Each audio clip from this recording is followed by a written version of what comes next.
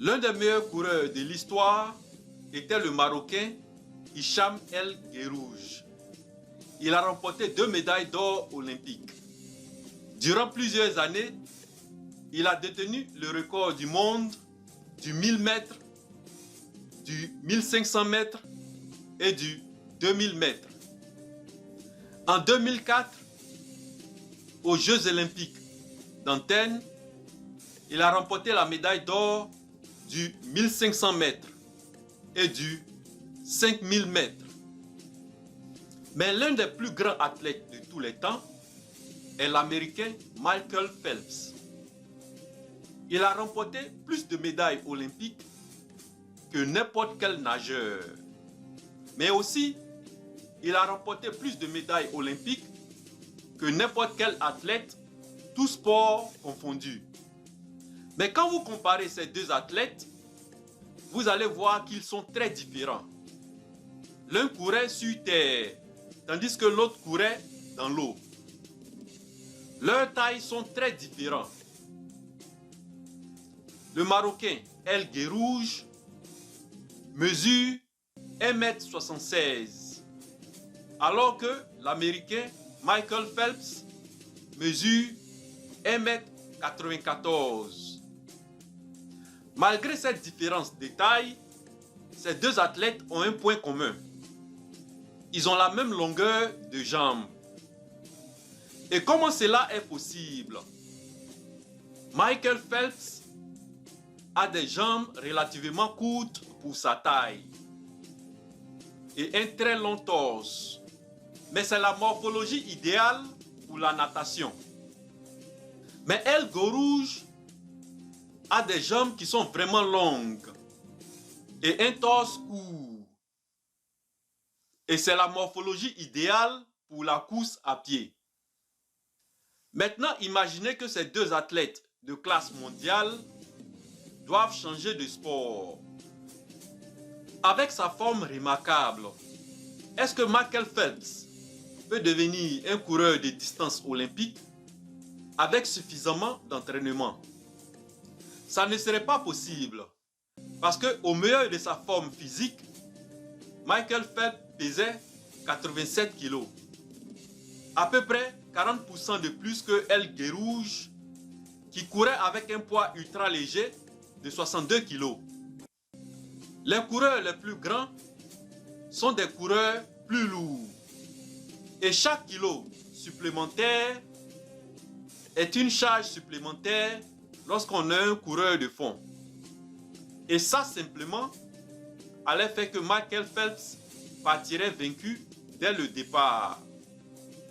De même, El Guerrouj peut être un des meilleurs coureurs de l'histoire, mais il est peu probable qu'il se qualifie un jour pour les Jeux olympiques en tant que nageur. Depuis 1976, les médailles d'or olympiques masculins mesurent en moyenne 1,77 m. Les nageurs ont tendance à être grands et à avoir un dos et des bras longs, ce qui est idéal pour évoluer dans l'eau. Et ça fait que El Guerrouj allait être très désavantagé avant même de plonger dans la piscine. Ça peut vous faire penser que le secret pour réussir dans la vie est de choisir le bon domaine de compétition, que ce soit le sport ou dans le domaine des affaires. Comme l'exemple de Michael Phelps dans la piscine ou El Guerrouj sur la piste. Vous pouvez penser que vous devez choisir une discipline qui est dans la lignée de vos dispositions et de vos capacités naturelles. Vous pouvez penser que chacun naît avec des capacités différentes et que nos gènes sont figés, ce qui fait que certaines personnes sont vouées au succès et d'autres à l'échec. Mais cette manière de penser est limitée. Pourquoi? Prenons l'exemple de Beethoven, qui est l'un des plus grands compositeurs et pianistes de l'histoire. Ludwig Beethoven était né en Allemagne en 1770. Il était considéré comme un génie. Il incarne la musique classique au même titre que Mozart. Quand Beethoven avait 4 ans, son père a commencé à l'entraîner.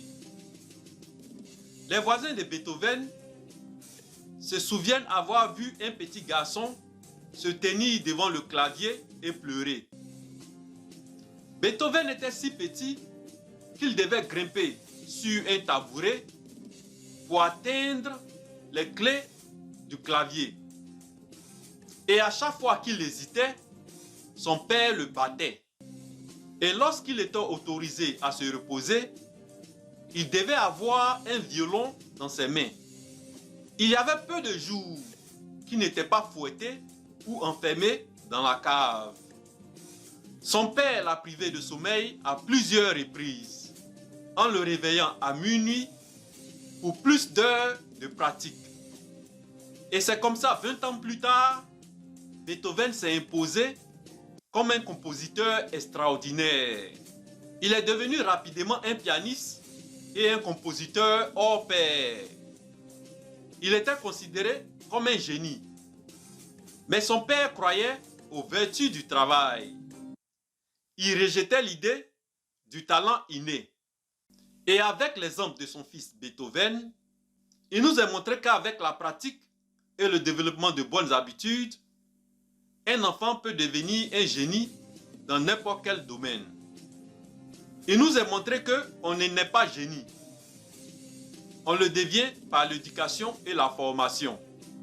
Le père de Serena Williams, qui entraînait ses 2 filles, Serena et Venus, depuis l'enfance, a dit la même chose. On n'est pas génie. On le devient par l'éducation et la formation. Et qu'est-ce que vous pensez de ça? Mettez dans les commentaires. D'ici là, on se revoit dans une autre vidéo. Comme d'habitude, likez, partagez et abonnez-vous.